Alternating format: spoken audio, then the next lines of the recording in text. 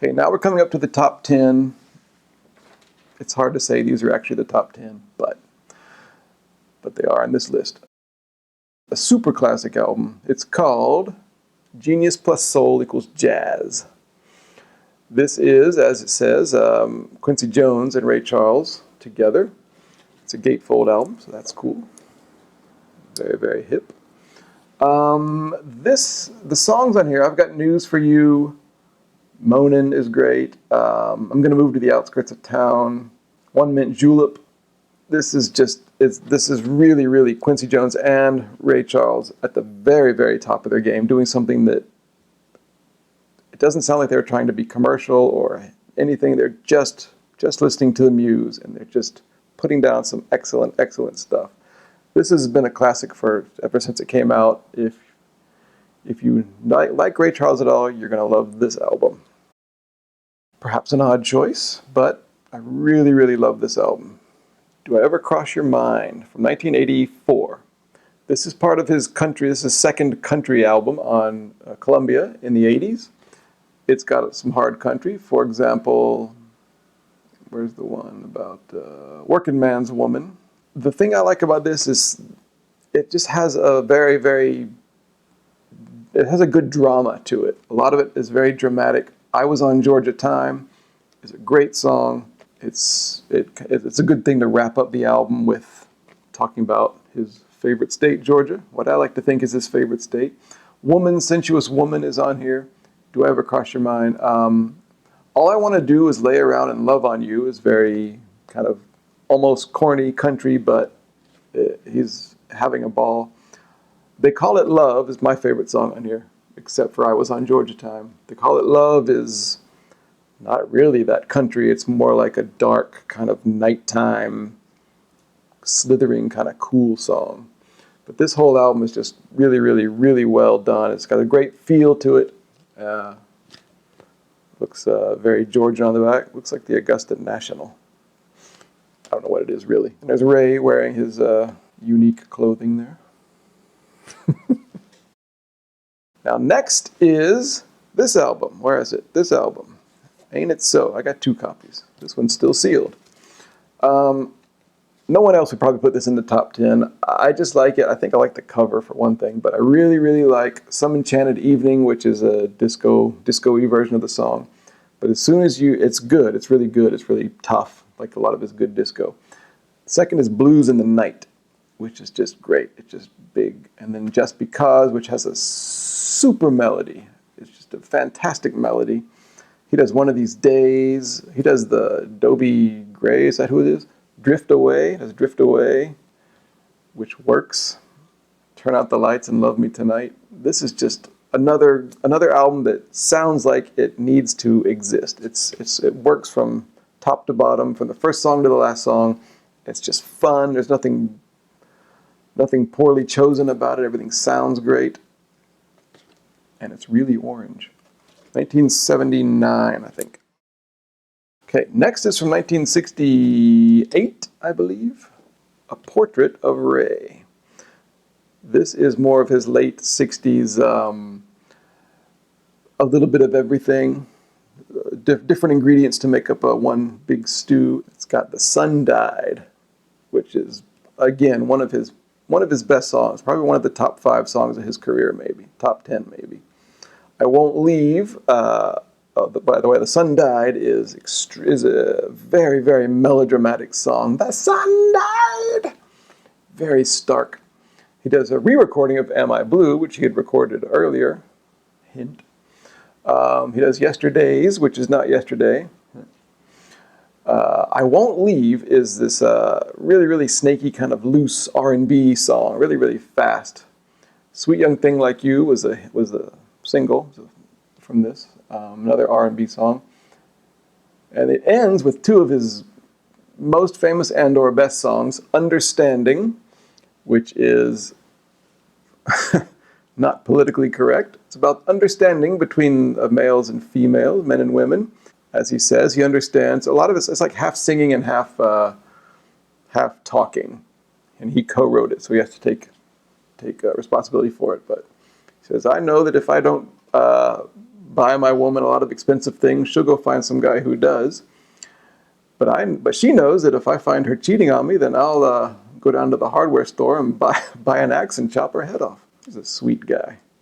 But then the final song is by far my favorite Ray Charles Beatles cover, Eleanor Rigby, which is similar to the song, but it's not done with the strings like the Beatles were. It's done in a very kind of hard R&B kind of thing, but it's really gravelly and he's really throaty, and his voice is real low, and it sounds like I don't know. It has a like a ancient kind of depth to it that the Beatles didn't even have, but it's just great. It's fantastic. The next, I believe, is the final jazz album on this list, and I put this in the top 10 for some different reasons. It's called The Great Ray Charles. This was his first jazz album. It was his first album, really. When he was recording for Atlantic in the 50s, all of his songs were singles for most of the time. And when he finally got together with the label to record an album, he didn't do his R&B songs, which is what he was famous for at the time, because he had done The Night Time Is the Right Time and Hallelujah, I Love Her So, and things like that. Instead, his first album was this, and albums were kind of a new thing at the time. So he said, well, I'll put my instrumental jazz on here. So just instrumental jazz.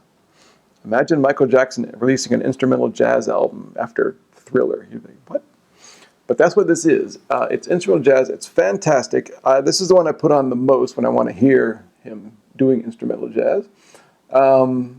Just all these songs like Black Coffee and Doodlin', which was actually released as a single.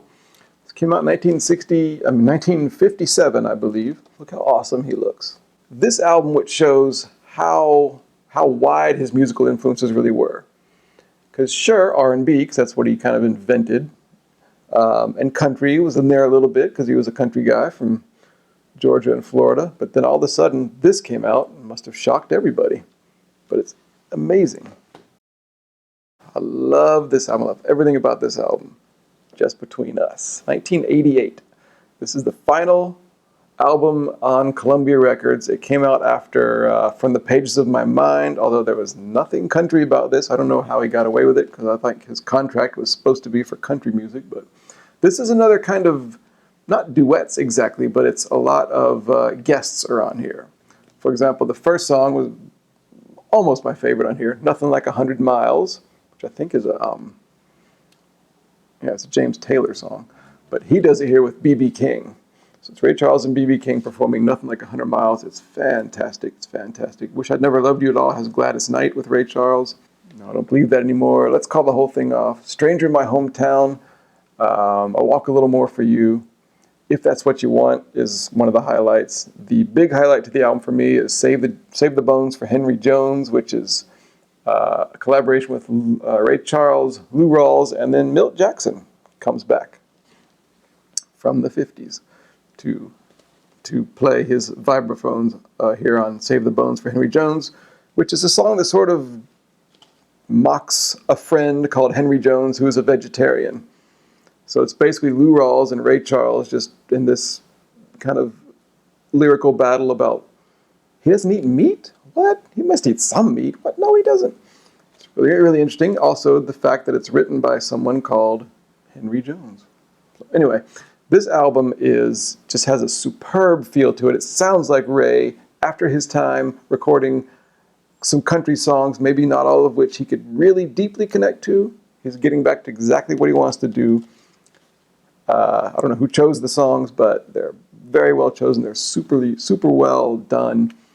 This is a fantastic album, and I think one of the first that was actually released concurrently on CD. I don't know about the one before. But anyway, you can get CDs of this pretty cheap, I think, or vinyl records. About the same level as that one, I would say. But number 4, 1977's True to Life. This album has this kind of effortless grace the whole way, even though there's different types of music, a lot of covers, famous covers. I Can See Clearly Now is the first song. It's perfect. The Jealous Kind just sounds great. The band is great. Oh, What a Beautiful Morning he does on here. How Long Has This Been Going On is perfect. And then side 2 is Just As Good. There's Be My Love, Anonymous Love, which is one of the, it's kind of like They Call It Love from the 1984 album. Anonymous Love is very dramatic, kind of melodramatic, a lot of minor keys, but it kind of goes forward. Heavenly Music is great. It's about hearing all the greats of music. Game Number 9 is fun. It's not disco, but it's kind of funky. It's kind of about, I thought I was so smart with this woman. I was playing game number 9. I thought I could escape her talons. And then the very end, she says, I was playing game number 10. Anyway, and the final song is his final Beatles cover of his career, Let It Be. The 5th Beatles song of 5 that he did in his career. And it's great. It just ends the album perfectly. This is a perfect album. This album just, everything is connected by its, as I said, the sense of grace, although the styles of music are different. It all sounds like it's one piece. And it's also his return to Atlantic Records after, 18 years off. So, get that one.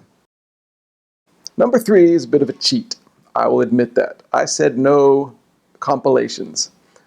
Number 3 is compilation albums. Not just one, it's 4 different compilation albums. These are compilations that Atlantic Records put out of Ray's 1950s songs. Almost everything except for one. The 4 albums are Ray Charles, which some people call rock and roll after this, but it's actually just called Ray Charles. This came out in 1957. It's actually his first album, although it was just a compilation, so I don't count it as a full album. But it's got, I mean, this definitely holds up as an album, even though the 14 songs that are on here are just from disparate singles that are kind of out of order. It starts with Ain't That Love, Drown in My Own Tears, Come Back Baby. 2 songs that when I say the title, I get goosebumps. Sinner's Prayer and Losing Hand. Ooh, look at that. Goosebumps. And huge hits like Hallelujah, I Love Her So, Mess Around, which is his first big hit. I Got a Woman is on here. This is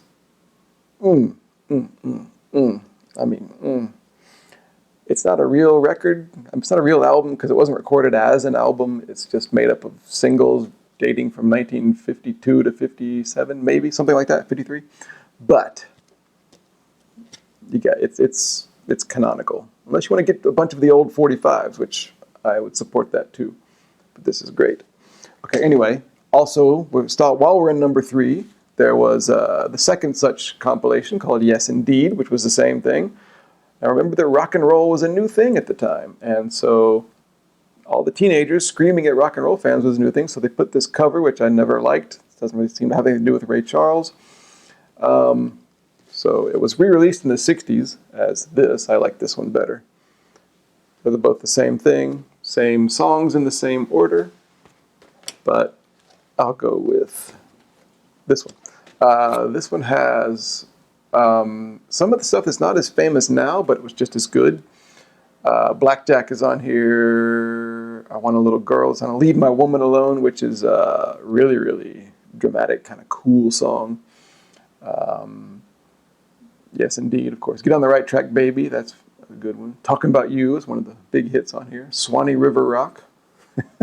Oh, Lonely Avenue is on here. The third compilation here, while we're on the compilation, is probably his most famous because people think it's a real album. It's not. It's a compilation. It's What I Say. Of course, it has the title song, both which came out on 2 sides of a single. That's, of course, first. What I Say, part 1 and 2. All of these songs, this is a very short album. This is maybe not even half an hour. But the Rock House instrumental 45 is on here. My Bonnie. There's My Bonnie. All of these songs, they date from 52 to 58, maybe 57. But it's another one that really holds up well as an album. And then by that time, after those 3 compilations, Atlantic had put out almost every single on an album, on one of these albums, except for a few. And this is, Maybe this is more famous than what I say. I'm not sure, but this is The Genius Sings the Blues. This came out in 1961 after Ray had left the label. Atlantic put it out. It's still sealed. This is some of the singles that had never made it to these albums, plus some outtakes and stuff. It's got his last single for Atlantic, which is I'm Moving On, and I Believe to My Soul, which is many people's favorite Ray Charles song of all time. It's got outtakes like Nobody Cares and Mr. Charles Blues. It's got The Right Time, which hadn't been on an album before. Early in the Morning. So this also holds up as an album. Forget the fact that it's a compilation and outtakes stuff. That's number 3. Those 4 albums are number 3. The compilations, because they have to be here, because it's so many of his biggest hits. Now, number 2 and number 1, I was dithering around which should go in which order. I knew I wanted these to be 1 and 2, and I wasn't sure of the order. You could flip them, I don't care. You might know what they are. Number 2, I've actually chosen to be, I can't even look at the album cover of this without getting goosebumps again. The Genius of Ray Charles. Recorded as an album for Atlantic. It was not jazz. It was the only one he recorded for Atlantic that was not jazz. It's got 2 sides, as albums tend to do. 6 songs per side. The first side is the brass band side. The second side is the orchestra side. Every song on here is perfect. Perfect. Some are doubly perfect. It starts off with Let the Good Times Roll, which is a huge, exciting blast of brass. It Had to Be You, which is actually quieter and just mesmerizing. Alexander's Ragtime Band, again, is a lot of fun. 2 Years of Torture, When Your Lover Is Gone, Deed I Do. All of these songs that end side 1 are just compelling. You just listen. You can't believe you're listening to it.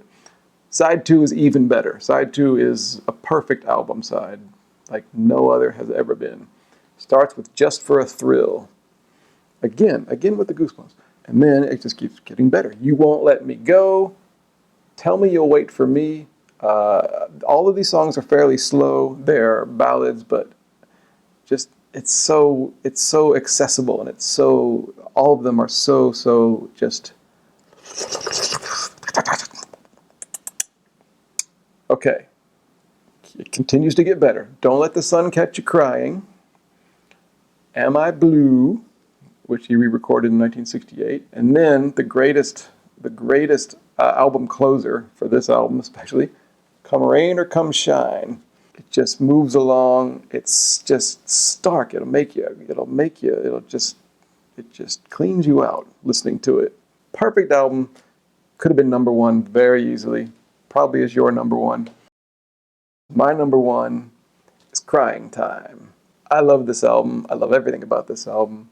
This came out in 1966. It was the first album that he recorded and released after he had kicked heroin, which all the music beforehand was during his heroin years. And it's all good, but what can you say? This album sounds like it's the musical fall and redemption of Ray Charles. It's all in this album. It's again there's a lot of variety on the album musically. That's not unusual. There's nothing like groundbreaking and new on the album. It's just the depth of what he brought forth in each performance and how he chose these different styles of music, these different songs. It starts with Crying Time, which is just a country song. Who wrote that? Buck Owens. Buck Owens wrote, it's my favorite of all of Ray's country songs, I think. It's just a simple country song done in a fairly sparse arrangement. Very simple chords, 3 chords. But it's just something about it. There's something that vibrates about it. It's hard to hear, but it's easy to feel. Then No Use Crying comes after that. So it's Crying Time and No Use Crying. Kind of, you would think, setting a theme. But then the third song is Ashford and Simpson's very first song, which is called Let's Go Get Stoned, which I get means drunk in that era. But it's this kind of like, it's got this kind of churchy organ to it, and it's Ray having fun. It's kind of like a Jimmy Lewis song. It's not. It's Ashford and Simpson, but it's very unique and it's very fun. And then he goes with Going Down Slow, which is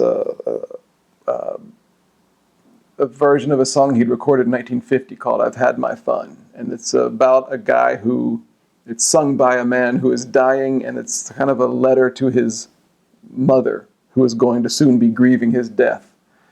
It's just, it's hard to listen to, but it's easy to listen to. Peace of Mind is a rare song that Ray wrote, because he didn't write much after he left Atlantic, ever. But he wrote this song, co-wrote the song, and it's about being Ray Charles. It's a humorous song. It's about something like the train was too slow, so I bought myself a plane, something like that. Things that nobody could relate to, but were true for Ray, and how he would give all of it up for a little peace of mind. And it's not like, oh, woe is me, it's a kind of a fun song. And then Tears, back to the crying theme with Tears. And then side 2 is another perfect side, which is just different types of things, different lyrical things. Drifting Blues is a long blues, which is one of his best ever. We Don't See Eye to Eye by Percy Mayfield. There's 2 Percy Mayfield songs in here. We Don't See Eye to Eye, and then, even more impressive, You're In for a Big Surprise, which is a kind of a social comment song about race. Ray didn't do much of that, hadn't done much of that at the time, certainly. He did later, but this is one of the first. It's great. You're Just About to Lose Your Clown is a kind of a sardonic message to a woman. Don't You Think I Ought to Know has a great melody, great dramatic melody that Ray does perfectly. And then You've Got a Problem. It's all great. I love the cover. Look at that cover. Look at that. Look at that. Now, different versions, different printings of this album, or something had different shades of blue for some reason. Sometimes they're lighter. I like this one that I have. I like this. I like the orange and yellow. I like this look of Ray. It's just a simple little charcoal type drawing. He's not smiling. You don't know if he's singing. He's probably just playing. Here he is, sort of emerging from the shadows, which is what he's doing on this album, spiritually and pharmacologically, I guess, if you will. It's called The Versatile Ray Charles, which is very well said. And then, just to puncture my own grandiosity about this album, this little blurb on the back, they ask Ray, this is, I don't know who wrote this, about how good Ray is, and then the very final thing, in Ray's own words, hope you enjoy the album, here it is. Nothing fancy, nothing amazing, just whatever, it's just music, just listen to it. Perfect. That's my Ray Charles top 50 albums. Let me know what you think. I hope you are at least inspired to go seek out some more Ray Charles. He's very underserved, although he's a superstar. He has all kinds of compilations. The compilations are all basically the same, and they miss out on a lot of good stuff.